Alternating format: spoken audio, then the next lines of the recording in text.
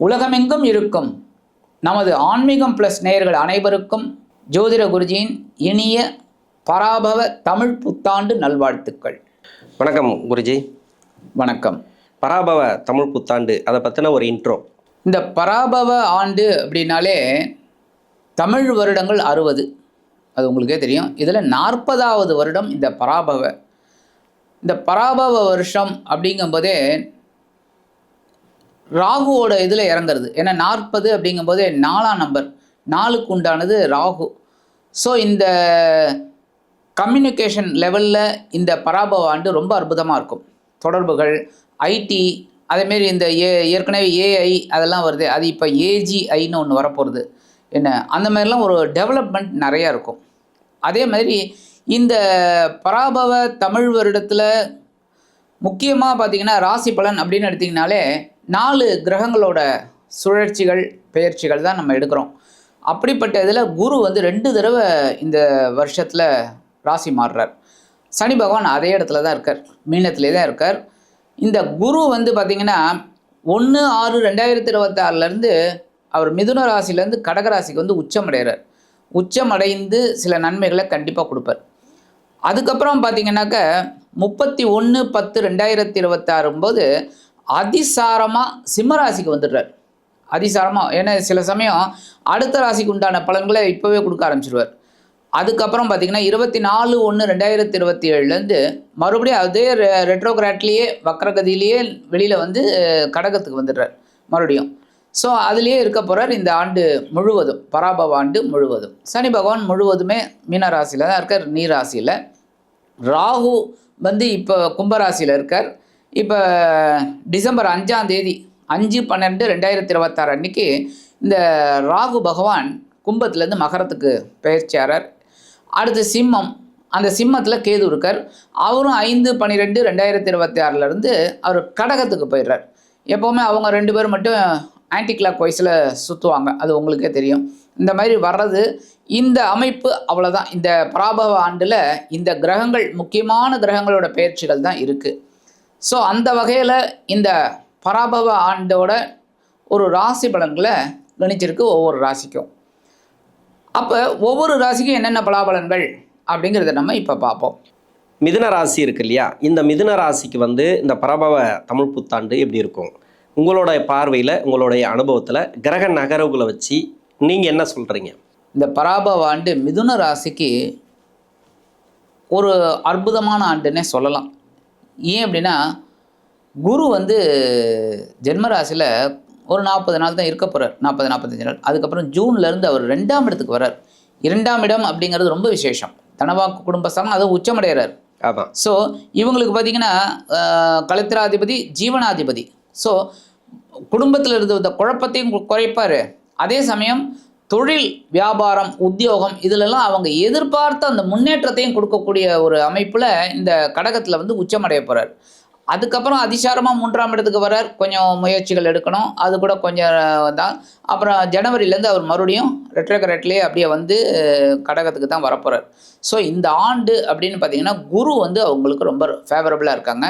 அதே சமயம் சனி பகவானும் கர்மஸ்தானத்தில் ரொம்ப நல்ல நீர் ராசியில் அற்புதமாக இருக்கார். இவங்களுக்கு அந்த 10ஆம் இடத்துக்கு வந்ததுலேருந்தே கொஞ்சம் டென்ஷன்லாம் இருந்திருக்கு, உத்தியோகத்துலேயும் சரி, தொழில் வியாபாரத்துலேயும் சரி. ஆனால் இவங்க வந்து ராசிநாதன் புதன்கிறதுனால சமாளிக்கிறாங்க. ஆனால் குடும்பத்தில் நிறைய இழப்புகள்லாம் ஏற்பட்டிருக்கு. ஏன்னா கர்மஸ்தானம் அப்படின்னாலே நிறைய பசங்களுக்கு பார்த்திங்கனாக்கா தந்தையாரோட மறைவு இருந்திருக்கு. அதுமாரி இல்லைன்னா தந்தையார் வந்து எங்கே இது பண்ணி போகிறது, அந்த மாதிரிலாம் ஒரு இதெல்லாம் இருந்திருக்கு. பட் சில பேருக்கு ஓரளவுக்கு நன்மைகளும் நடந்திருக்கு. இப்போ வந்து அதே தான் தொடரும் அப்படின்னாலும் ஏற்கனவே பார்த்துட்டாங்க அதெல்லாம். அதனால் இந்த வருஷம் அவங்களுக்கு சனி பகவான் கொஞ்சம் ஃபேவரபுளாக இருப்பார். அதனால் 10ஆம் இடம் அப்படின்னாலும் திக்பலம் நல்ல இது, கண்டிப்பாக நல்ல ஒரு முன்னேற்றம் கண்டிப்பாக இருக்கும். ராகு வந்து இப்போ அவங்களுக்கு வந்து 9ஆம் இடத்துல இருக்கார், அது ஓரளவுக்கு பரவாயில்லை. அதேமாரி கேது 3ஆம் இடத்துல இருக்கார். என்ன அதுவும் பரவாயில்லைங்கிற ஒரு சுச்சுவேஷனில் அந்த பாம்பு கிரகங்கள் இருந்தது.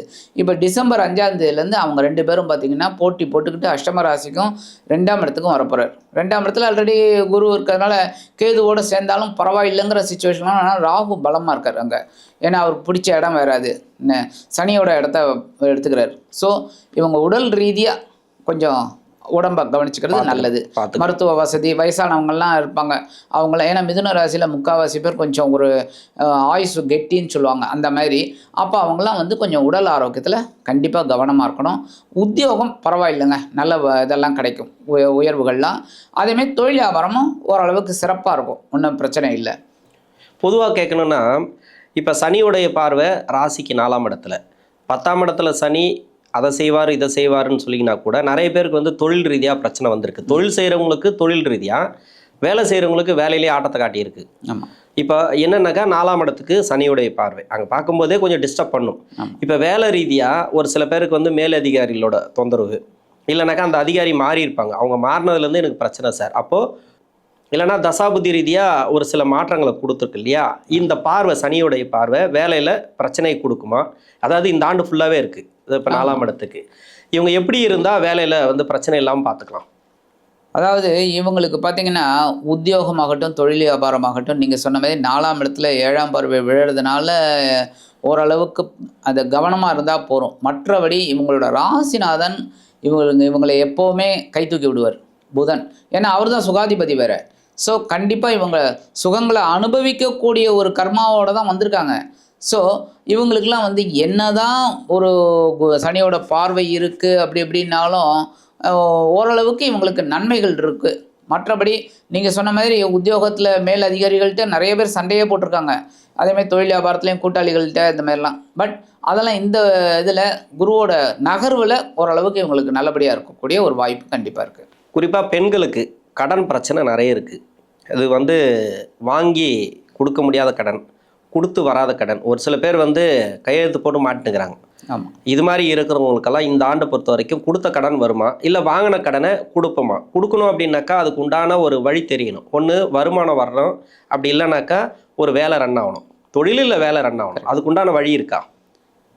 இப்போ இந்த மிதுன ராசினியர்களுக்கு நீங்கள் சொன்ன மாதிரி முக்கால்வாசி பேர் ஜாமீன் கையெழுத்து போட்டு மாட்டிக்கிறவங்க தான் நிறைய பேர். ஆமாம் ஆமாம். ஏன்னா பாவம் நம்பிடுறாங்க, ஒரு நண்பர்களாகட்டும் உறவினர்களாகட்டும் யாரையுமே. ஏன்னா இவங்க எப்போவுமே அடுத்தவங்களை சந்தோஷப்படுத்தி பார்க்குறது தான், இவங்களோட சந்தோஷத்தை பற்றி நினைக்கவே மாட்டாங்க. அதுதான் இவங்களுக்கு மைனஸ் பாயிண்ட்டே.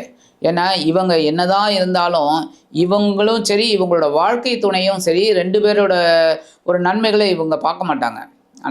ஆனால் மற்றவங்களோட நன்மைகளை தான் இவங்க பார்த்துட்டு இருப்பாங்க. அந்த விஷயத்தில் இவங்க கொஞ்சம் கரெக்ட் பண்ணிக்கணும். 1.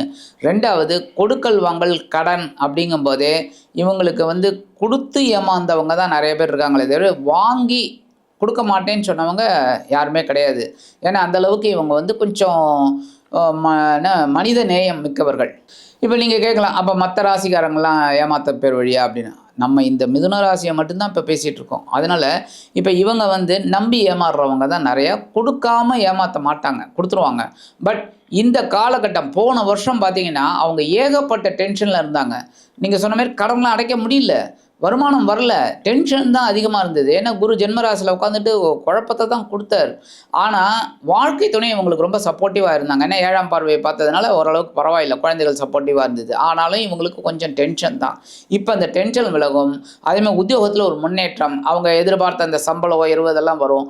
அப்போ வரும்போது ஆட்டோமேட்டிக்காக அந்த ஒரு அமௌண்ட்டை தூக்கி கடன் அடைக்கக்கூடிய ஒரு சூழல் கண்டிப்பாக இவங்களுக்கு கிடைக்கும். ஒரு மூச்சு விடக்கூடிய அளவில் கண்டிப்பாக இருக்கும். நல்லது. இப்போ திருமணத்துக்காக முயற்சி பண்ணுறாங்க, ஜென்மராசிக்கு குரு வந்ததுலேருந்தே, இல்லை 12ல் வந்ததுலேருந்தே நிறைய திருமண தடை. இன்னொன்று திருமணம் ஆனவங்களுக்கு கணவன் மனைவி பிரச்சனை. அப்போது இதெல்லாம் கொஞ்சம் சரியாகுமா? இப்போ இந்த மிதுன ராசினியர்களுக்கு ஜூனுக்கு மேலே கொஞ்சம் நல்லபடியான ஒரு முன்னேற்றம் கிடைக்கும். திருமணமாகாத குழந்தைகளுக்கெல்லாம் திருமண யோகம் உண்டாகும். ஏன்னா 2ஆம் இடம்னாலே தனவாக்கு குடும்பஸ்தானம், ஏதாவது ஒன்று கிளிக் பண்ணி விட்டுரும். ஸோ குடும்பத்தை ஏற்படுத்தி கொடுக்கக்கூடிய ஒரு சூழல் கண்டிப்பாக அமையும். இந்த குருவோட பயிற்சி இவங்களுக்கு இந்த பராபவ ஆண்டில் திருமணமாகாத குழந்தைகளுக்கு கண்டிப்பாக ஒரு திருமண யோகத்தை உண்டு பண்ணி கொடுத்துருவார்.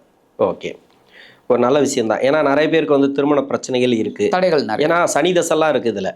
ஏன்னா அடுத்தடுத்து தசைகள் பார்த்தீங்கன்னா இதெல்லாம் வந்து ஒன்று சேர விடாது, சேர்ந்தாலும் நிம்மதியாக வாழ விடாது. அதாவது வாழ விடாதுனாக்கா கருத்து வேறுபாட்டிலே இருப்பாங்க. கரெக்ட். ஏதோ ஓடிட்டு இருக்கு, ஒரு நாள் போல ஒரு நாள் இருக்காது அவங்களுக்கு.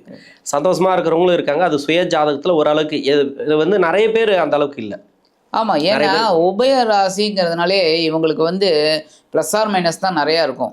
இல்லற வாழ்க்கையில் கொஞ்சம் அட்ஜஸ்ட் பண்ணிட்டு தான் போகணும், வேறு வழியே கிடையாது. இவங்க வியாபாரம் செய்யக்கூடியவர்களுக்கு இந்த ஆண்டை பொறுத்த வரைக்கும் எப்படி இருக்கும்? வியாபாரிகள் அப்படிங்கும்போதே அவங்க பட்ட கஷ்டங்கள் விலகும். கண்டிப்பாக அவங்களுக்கு ஒரு இந்த பராபவ ஆண்டு ஒரு உயர்வை கொடுக்கும். அதுவும் இந்த தங்க வியாபாரிகள், தங்கம் வாங்கி விற்கிறாங்க பாருங்கள், அவங்களுக்குலாம் இந்த ஜுவல்லரி ஷாப் அவங்களுக்குலாம் மிக பிரம்மாண்டமான ஒரு வெற்றி இருக்குங்க. நல்ல லாபம் வரும். அதேமாதிரி இந்த லேண்டில் இன்வெஸ்ட்மெண்ட் பண்ணுறாங்க பாருங்க, ரியல் எஸ்டேட், அதெல்லாம் ரொம்ப அந்த அதில் இருக்கிறவங்களுக்குலாம் மிக பிரம்மாண்டமான ஒரு வெற்றி. கண்டிப்பாக இந்த குரு பகவானோட பெயர்ச்சி ஆனோடனே அவங்களுக்கு தெரிய ஆரம்பிச்சிடும். பொருளாதார ரீதியாக நல்லா இருக்கு. ஆமாம், பராபவ ஆண்டு அவங்களுக்கு ரொம்ப அற்புதமாக இருக்கும். பரிகாரம், இந்த மிதுன ராசிக்கு பரிகாரம் அப்படின்னாக்கா என்ன பரிகாரம் பண்ணால் இந்த ஆண்டில் தப்பிக்கலாம், கஷ்டம் இல்லாமல் வரக்கூடிய கஷ்டமாக இருந்தாலும் சமாளிக்கக்கூடிய தன்மையை கொடுக்கணும், என்ன மாதிரியான பரிகாரம்? பரிகாரம் அப்படின்னு பார்த்தீங்கன்னா, மிதுன ராசி நேயர்களுக்கு நீங்கள் சொன்ன மாதிரி இந்த பெண்களுக்கு கல்யாணம் ஆகலை, ரொம்ப நாள் ஆச்சு, அந்த மாதிரி இல்லை பிரிவினை இருந்திருக்காங்க, விவாகரத்து வரைக்கும் போயிருக்கு, கொஞ்சம் மியூச்சுவல் அண்டர்ஸ்டாண்டிங் பரவாயில்லைங்கிற மாதிரிலாம் இருக்காங்க, அவங்களுக்கு உத்தியோகமாகட்டும், தொழில் வியாபாரம், குடும்பத்தில் இருக்கிறவங்களுக்கும் சரி, பரிகாரமாக இவங்க வந்து ஒரு தடவை திருப்பரங்குன்றம் முருகனை போய் தரிசனம் பண்ணிட்டு வர சொல்லுங்கள். ஏன் அப்படின்னா, எல்லாமே போர் முடிந்து முருகப்பெருமான் அங்கே திருப்பரங்குன்றம் வரும்போது தேவயானையை கல்யாணம் பண்ணிக்கிறார். எல்லாருக்குமே தெரியும், கல்யாணம்ங்கிறது ஒரு பெரிய சந்தோஷம். எல்லாருக்குமே கல்யாணம் ஆயிடுத்து, குழந்தை பிறந்தது அப்படின்னாலே எல்லாருக்குமே ஒரு சந்தோஷம் இருக்கும். அப்போ இந்த முருகப்பெருமான் சினம் தணிந்து அவர் அங்கே உட்காந்து தேவயானையை கல்யாணம் பண்ணிக்கிறார். கல்யாணம் பண்ணும்போது அவ்வளோ சந்தோஷமாக இருக்கக்கூடிய ஒரு அந்த விக்கிரகம் நீங்கள் போய் பார்த்தீங்கனாலே தெரியும். இந்த திருப்பரங்குன்றம் போய் முருகனை அருகாமையில் நின்று தரிசனம் பண்ணீங்கன்னு வச்சுக்கோங்க, உங்களுக்கு கிளீனாக தெரியும் அவர் எவ்வளோ சந்தோஷமாக அங்கே இருக்காருன்னு. ஏன்னா கால் மாற்றி உட்காந்துருப்பார். எல்லாரும் சாதாரணமாக உட்காந்துக்கிறத விட இவர் வித்தியாசமாக உட்காந்துருப்பார். ஏன் அப்படின்னா, முருகன் அப்படின்னாலே அழகன், அதே சமயம் உயர்வானவன். அதனால் அப்போ அந்த விக்கிரகமே பார்த்திங்கன்னா ஒரு கால் மாறி அப்படி உட்காந்துருப்பார். அதாவது இந்த இது சொல்லுவாங்க, இப்போ ஒரு உயர் அதிகாரிகள்லாம் எப்படி இருப்பாங்க அந்த மாதிரி ஒரு இதில் இருப்பார். ஸோ இவங்க அந்த மாதிரி போய் முருகப்பெருமான வழிபாடு பண்ணும்போது இவங்களுக்கு எல்லாமே கூடி வரும். திருமண யோகம், உத்தியோகம் எல்லாமே நல்லபடியான ஒரு முன்னேற்றம் கண்டிப்பாக கிடைக்கும். ஆஸ் யூஷுவல் நான் அதான் சொல்கிறேன், போக முடியாதவர்கள் கண்டிப்பாக அவங்கெல்லாம் என்ன பண்ணலாம் அப்படின்னா, முருகப்பெருமான வழிபாடு பண்ணுறது ரொம்ப விசேஷம். ஏன்னா இந்த பராபவ ஆண்டில் மலை கோவிலில் இருக்கிற தெய்வங்களை வழிபாடு பண்ணால் ரொம்ப விசேஷம். முருகன், இந்த பெருமாள், கனகதுர்கா, அந்த மாதிரி ஒரு மலை மேலே இருக்கிறவங்க, குடைவரை கோயில்கள், பிள்ளையார்பட்டி விநாயகர், இந்த மாதிரிலாம் வழிபாடு பண்ணுறது ரொம்ப விசேஷம். அப்போ இந்த மிதுன ராசினியர்கள் திருப்பரங்குன்றம் போயிட்டு, அதுவும் குடைவரை கோயில் தான், அங்கே முருகனுக்கு அபிஷேகம் கிடையாது, உங்களுக்கே தெரியும் முருகனுக்கு அபிஷேகம் கிடையாது, வேலுக்கு தான் அபிஷேகம். ஏன்னா முருகன் வந்து அந்த குடைவரை இதுலேயே இருப்பார், குகை. ஸோ அந்த முருகப்பெருமான் வழிபாடு பண்ணுறது ரொம்ப விசேஷம். முடியாத பட்சத்தில் முருகனை வழிபாடு பண்ணுறது ரொம்ப விசேஷம். செவ்வாய்க்கிழமை. ஆக இந்த சின்ன பரிகாரம் பண்ணாலே சரி, திருமணம் ஆகாத குழந்தைகளுக்கு திருமண யோகம் உண்டாயிடும். உத்தியோகம், தொழில், வியாபாரம், குடும்பத்தில் இருக்கிற குழப்பங்கள் எல்லாமே தீர்ந்து ஒரு அற்புதமான பராபவ ஆண்டு, அற்புதமான ஆண்டாக கண்டிப்பாக இவர்களுக்கு அமையும் என்று கூறி விடைபெறுகிறேன். நன்றி.